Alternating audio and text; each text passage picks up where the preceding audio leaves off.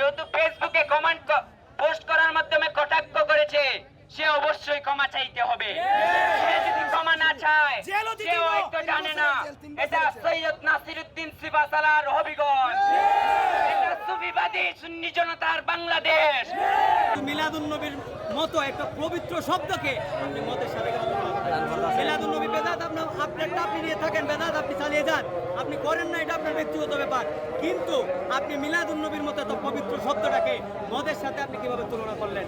এর জন্য আমরা মোহাম্মদ হার্ডওয়ার তার দোকান ঘেরাও করেছি। যতক্ষণ না পর্যন্ত সে সরাসরি এসে ক্ষমা না চাইবে, ততক্ষণ পর্যন্ত আমরা রাজপথে অবস্থান করব।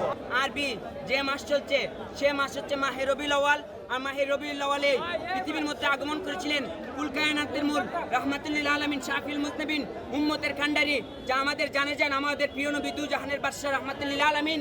এই সেই রাহমাতুল্লিল আলামিনের মিলাদুন নবীকে নিয়ে হবিগঞ্জের এক কুলাঙ্গার নাম আবু সালেহ সে মন্তব্য করেছে, রাষ্ট্রীয়ভাবে লাইসেন্স থাকলে তো মদ হালাল হয়ে যায় না, ঠিক রাষ্ট্রীয়ভাবে পালন করলেই মিলাদুন নবী জায়েজ বা সুন্নত হয়ে যায় না। সে মদের সাথে আমাদের মিলাদুন নবী, আমাদের দয়াল নবীর মিলাদুন নবীকে তুলনা করেছে। আমরা একটাই দাবি, সে যদি ক্ষমা না চায় আমরা কঠিন আন্দোলন ডাক দিব।